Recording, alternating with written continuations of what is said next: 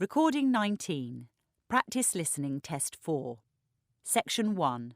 Children's Daycare. You will hear a man and a woman talking about daycare for their children. Read the example.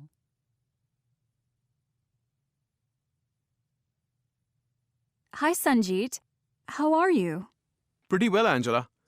Tom won't be here for another 10 minutes. Shall we have coffee while we're waiting? Why not? The answer is coffee. On this occasion only, the first part of the conversation is played twice. Before you listen again, you have 30 seconds to read questions 1 to 5.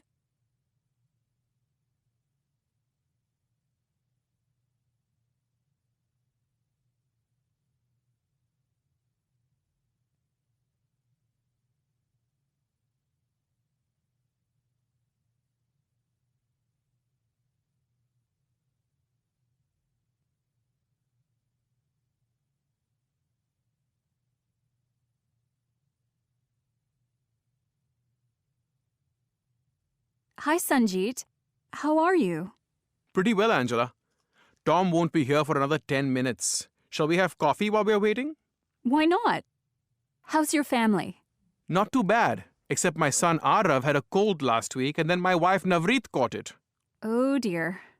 My daughter Zoe had a temperature this morning, and I wasn't sure whether to send her to daycare. But my husband's away in Toronto, and I can't take any more time off myself. I guess kids get all kinds of things at daycare. I don't know. They also build up resistance there. By the way, I'm sending out invitations for Zoe's birthday party. How do you spell Arav? A-R-A-V. Thanks. I've never heard the name before. What does it mean?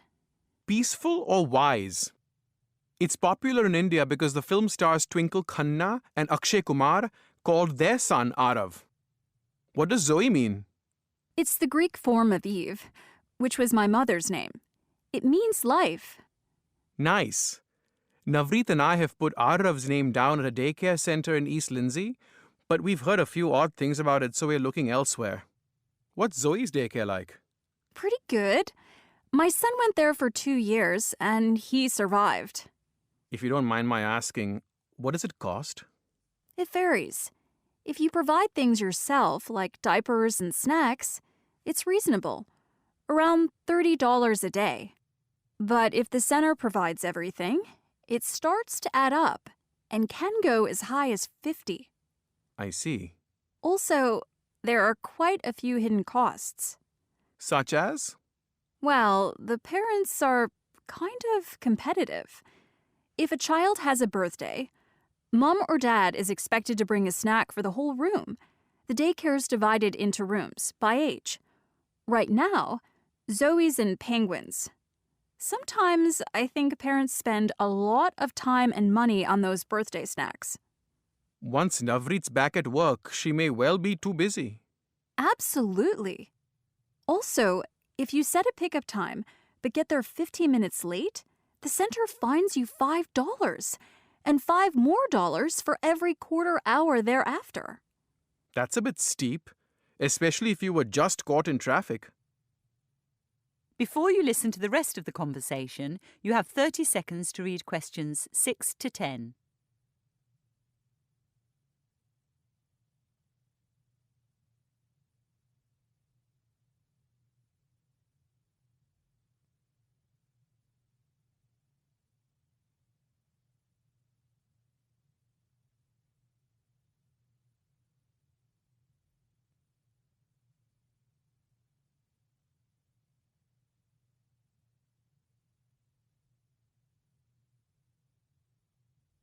So, tell me about the center in East Lindsay. At first I was impressed. It's spotless throughout, and the staff seems caring and responsible. I like the fact there's a decent amount of space, especially outdoors. However, I'm worried that the children aren't explicitly taught anything. All they do is play. Sure, Arav's only 1, but in an 8-hour day, there's a lot he can learn. At Zoe's daycare, there is some structure to the week and some tuition. In Penguins, Monday is alphabet day, and Wednesday is numbers. In Tigers, Monday's computer day and Wednesday's music. Computer day? Yeah. Parents have to provide tablets for their children when they turn 2. Another of the hidden costs I was telling you about. Right. But there's one good thing at Zoe's daycare. You're not charged if your child's off sick for a day. And as long as you give notice, you can take your child out for holidays, which, again, you don't pay for. Many centers will only allow a 1-month fee-free break in a year. What's the hygiene like? Good enough. The kids do get things in their hair, which is a bit embarrassing. But supermarkets stock shampoo, and parents are contacted as soon as there's an outbreak. Would you say the center kept parents well informed? Yes, I would. There you go. A reminder about Zoe's birthday. Her snack can't contain peanuts because a boy in penguins has an allergy. You now have 30 seconds to check your answers.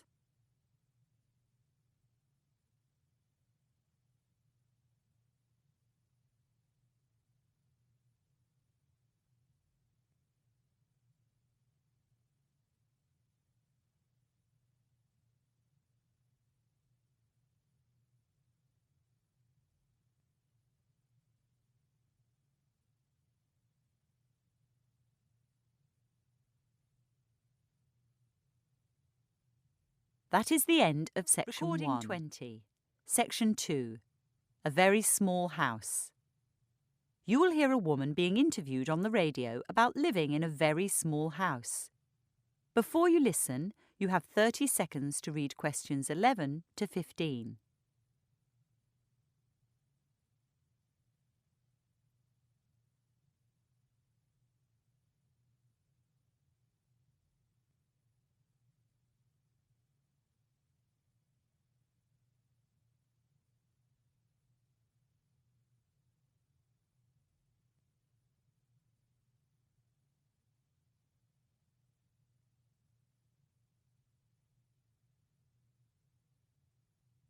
Welcome to today's show, coming to you from the home of Charlotte Williams. Good morning, Charlotte. Morning, Simon. Thanks for letting us into your home, which I believe has been inundated with guests recently. Yes, I held my birthday party here. Surely that was a squeeze, given your whole house is 8 square meters, about the size of my kitchen. The party was in the garden. I understand there's been an upsurge in interest in the tiny house movement. That's right. Even Oprah has interviewed some of its devotees. We're no longer the weirdos at the end of the street. But you were for some time, weren't you? Yes, I was. I'm sorry to say I've had unpleasant text messages, rubbish strewn across my lawn, and rats put into my water tanks. Goodness. But you know, when I was a kid, people used to smoke in doctors' waiting rooms and on airplanes. Once on a flight to L.A., I practically choked. My mother said crossly, "Settle down, it's only smoke." Now, of course, no one smokes on airplanes, and my mother is the first person to tell anyone off who lights up in a surgery. So your mother's one of your fans? I wouldn't say that exactly. Anyway, she lives in France. In my opinion, in the developed world, we all consume too much. I mean, in 1945, the average house in this city for a 5 to 7 person family was 111 square meters. 2 generations later, it's twice that size, while the family has only 3.5 to 4 people. I note you say in the developed world. Perhaps an immigrant might still think you're weird. After all, isn't the American dream to think big? Yes, one criticism leveled at me is that my lifestyle is anti-American. It's true that while working in Mozambique and Vietnam, I was inspired by my neighbors who used few resources.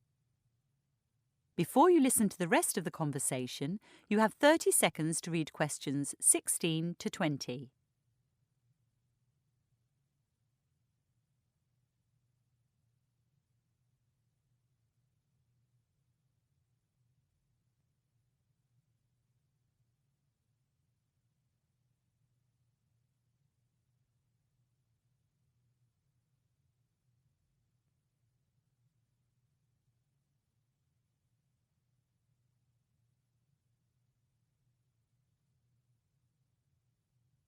In Mozambique, people use far less water and electricity than here.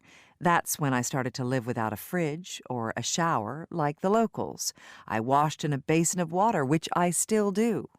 I don't think I could live without a shower. In Vietnam, many of my neighbors didn't have a kitchen, but cooked and ate outside. This meant there was life in the streets. Here, my kitchen consists of 2 elements and that basin. And as you know, my party was outside. Also, in my part of Ho Chi Minh City, children generally slept in one bedroom. Indeed, children do share more when they're in small spaces, and they're less likely to acquire all the junky toys that fill up many American homes. But you live alone, Charlotte, and the climate here is rather different. Sure, my son's grown up and my partner lives in Chicago, although he visits often. The climate is cold here, but my heating bill is low because this is a small space. I do still need quilts and winter clothes, which I store under my bed. However, I own 2 coats, while my sister's got 10. If you don't mind my saying so, Charlotte, isn't 8 square meters rather cramped? Haven't you had to give up all kinds of things? Firstly, I have a great view of trees from my bed, so I feel part of nature, of the great expanse of nature. When I lived in a larger house, all I could see were other large houses. Honestly, I haven't given up anything. Every single item I now own has to be functional and beautiful. I don't keep anything out of guilt because it was a present or I paid a lot for it. I had 4,000 possessions before moving here. Now, I've got 400. What other savings have you made? I didn't pay much for this property, so I'm mortgage-free, which means I can work part-time. Without a doubt, the greatest saving I've made is of time. I clean my house for 1 hour a week. In the past, I was a slave to chores and maintenance. Most people think I live in a tiny house out of poverty or fanaticism, when really it's through choice. I'm just getting on with life. You now have 30 seconds to check your answers.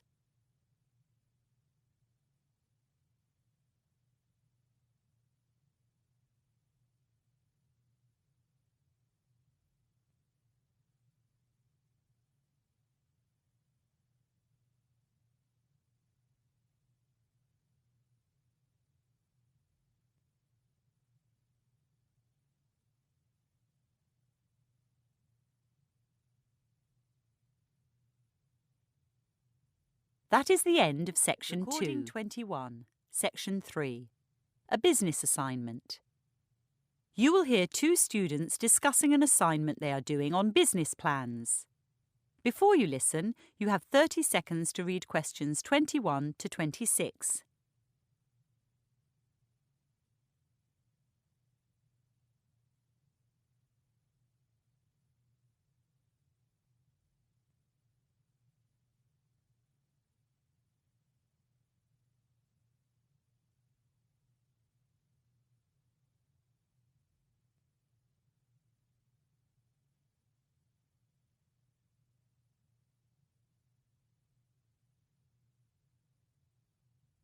I don't know, Luca. 800 words don't seem like many to me. Except I've only written 450. Why don't you talk through what you've got? And I can suggest where you might add some in? I can show you my essay, if you like, on my computer. Telling me about it may be better. It will help you clarify what you have, and you'll probably notice what's missing as you speak. So what is a business plan? Something that projects ahead for at least 3 years. Something? Well, in essence, it's, An analysis of the current situation a business finds itself in, and a projection of its growth. right. And what else? Basically, I suppose... What about the standards a business plan creates? Oh, yeah. The plan creates standards and it discusses viability. Indeed. Who does it provide a tool for? Investors. I mean, potential investors. Let me turn on my computer to type that in.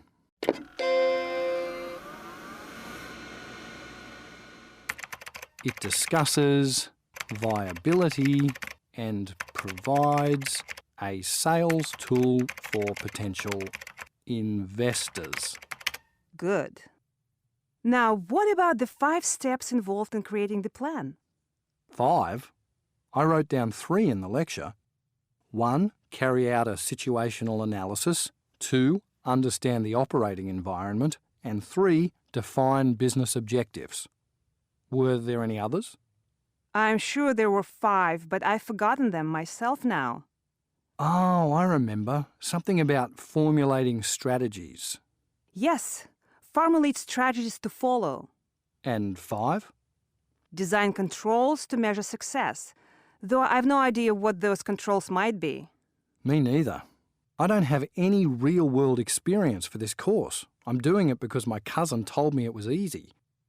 Anyway, the last thing to note in the essay that there's not just one business plan. A company usually composes separate plans for all sections of the master plan. That means another marketing plan, another production plan, etc. I had no idea there was so much planning. How do businesses have any time to actually work? Before you listen to the rest of the conversation, you have 30 seconds to read questions 27 to 30.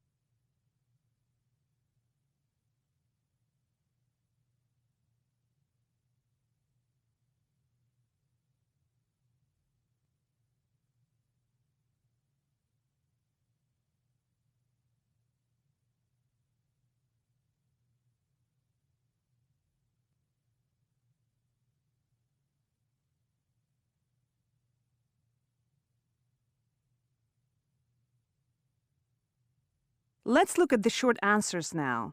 My friend who took this course last year said the final exam contained the short answers from this assignment and the next one. Then I'd better learn them off by heart. So without reading from your computer screen, what are the 5 functions a business can be divided into? You mean MP3F? Yes. M for marketing, the 3 Ps for purchasing, production, and what's the last one? Personnel. Right, personnel. And F for finance. Good. I see you've remembered that the business profile and appendices open and close the plan. But I think your definition of appendices is a bit vague. What's wrong with end notes? Certainly, appendices are found at the end of the plan, but the phrase supporting documents might describe them more clearly. Okay, I'll write that down. Supporting documents.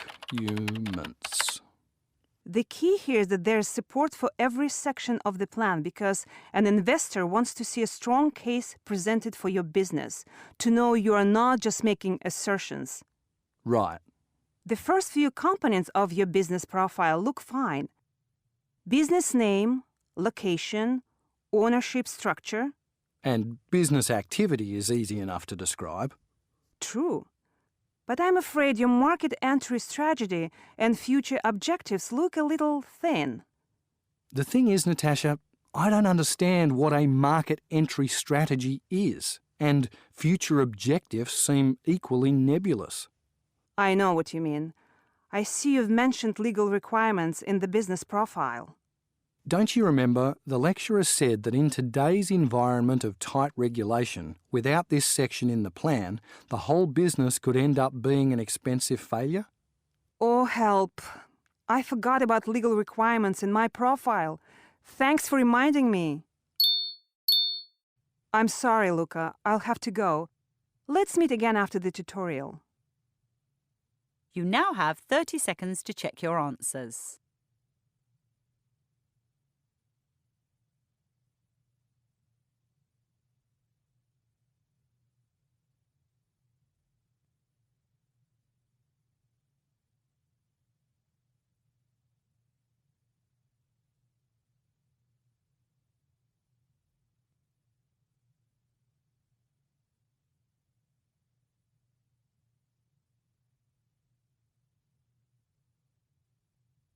That is the end of Section 3. 22. Section 4. The Benefits of Literature. You will hear a lecture on the benefits of reading literature. Before you listen, you have 45 seconds to read questions 31 to 40.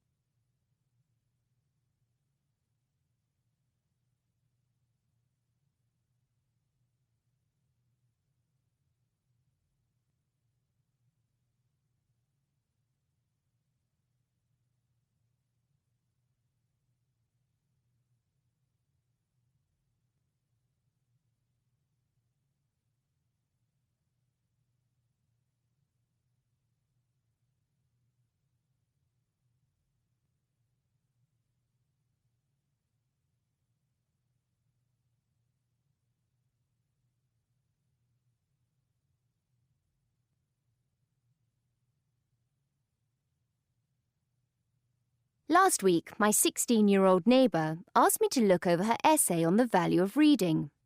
I read the text and was impressed by her elegant prose. But there was one glaring omission.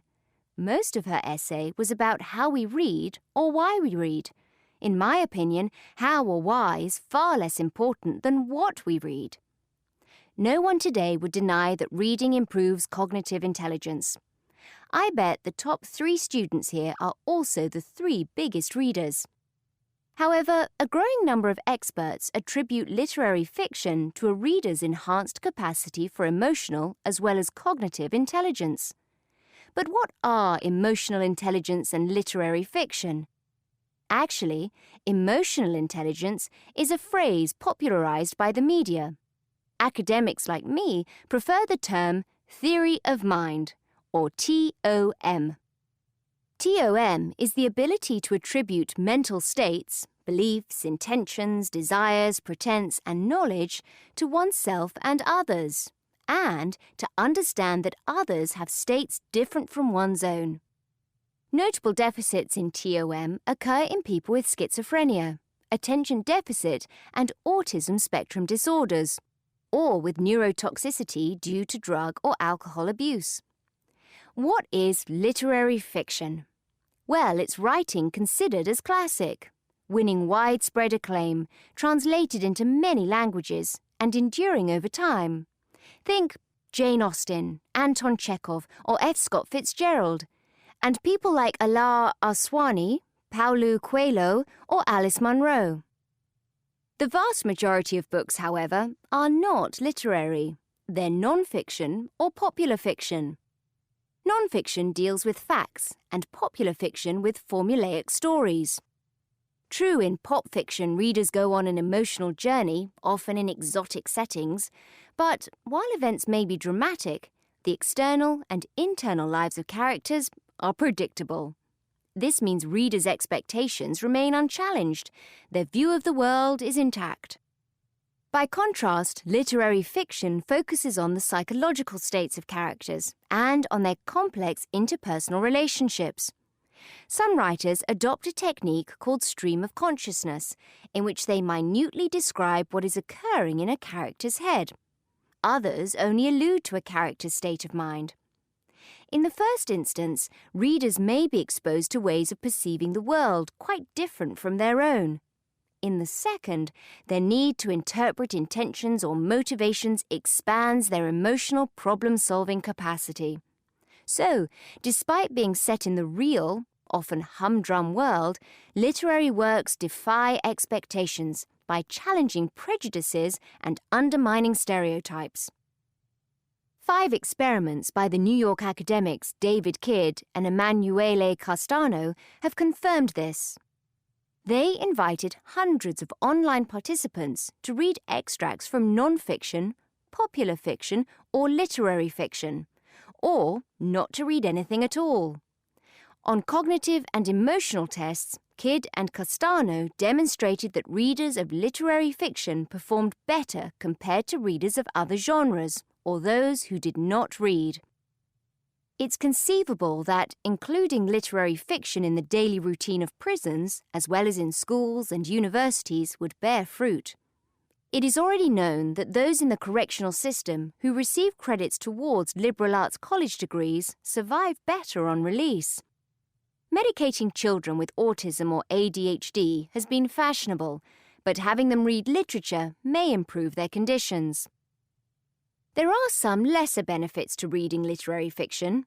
Firstly, it encourages discipline and connectedness. Discipline because the language or style may be complex, and a length of time is needed to finish it. Connectedness because readers identify strongly with great characters. Think about a generation of children who read the 7 Harry Potter books, devoting around 40 hours to them. An equivalent amount of time spent watching a TV series would not generate an equivalent emotional response. Secondly, neuroscientists in 2013 discovered enhanced neural activity in subjects who read fine literature daily. Those who read just before falling asleep were more likely to waken soothed and focused, unlike TV viewers. So why aren't schools, universities and prisons insisting on more literary fiction? Why aren't sales of Nobel Prize winners soaring? Some say life is too demanding. Common Sense Media, a San Francisco-based non-profit organization, produced a report called Why Aren't Teens Reading? It showed that currently 27% of 17-year-olds read for pleasure almost every day, whereas in 1984, 31% did. 30 years ago, 9% of 17-year-olds said they seldom or never read for pleasure. By 2014, those figures had tripled to 27%. Many respondents attribute this change to needing time for other life skills. But it is my argument that, as complexity increases, the young become more adept at dealing with it when they read literary fiction. So, did I suggest my neighbour redraft her essay? No. I gave her a copy of The Little Prince, a French classic from 1943, and asked her to pass it on to a friend when she'd finished. That is the end of the listening test. You now have 10 minutes to transfer your answers to your answer sheet.